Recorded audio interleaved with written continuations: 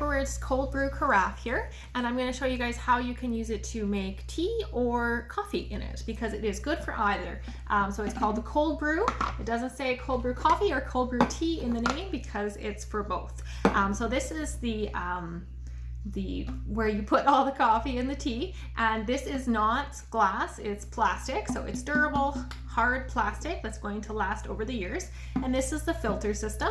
So there's two lines here. I'm going to show you guys with coffee first, and then I'll show you tea as well. So if you fill to the first line full of coffee grounds, it's going to make ready to drink coffee. If you fill to the second line up here, that's going to make more of a concentrated brew, kind of more like an espresso brew would be.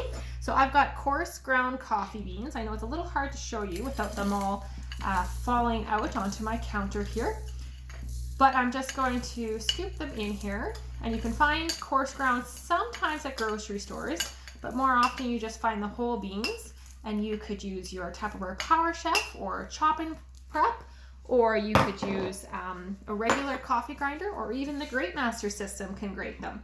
So I filled it up with coffee grounds up to here. Just gonna plop it in there. And then you simply want to put water through those coffee grounds. Just to make it a little quicker, I'm gonna put my water in first, actually, a little bit.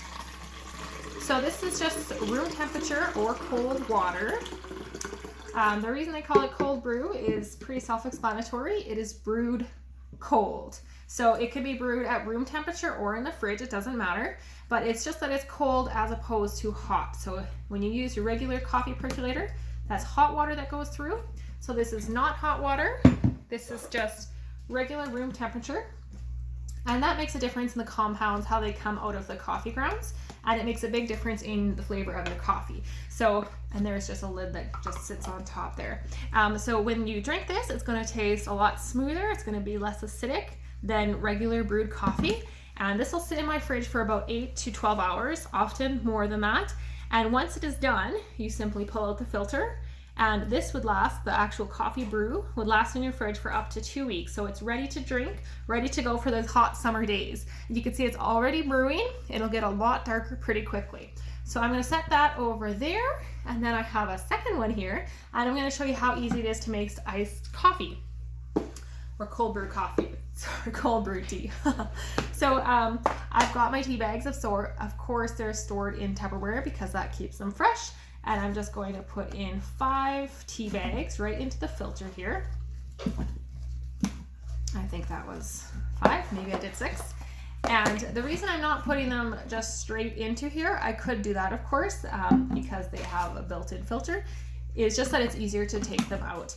So if you did have loose leaf tea, then you would put your loose leaf tea in here the exact same way as I did with the coffee grounds, and that works just as well. And then I'm going to put the water in on top again. Oh, I might be just a little bit running out here.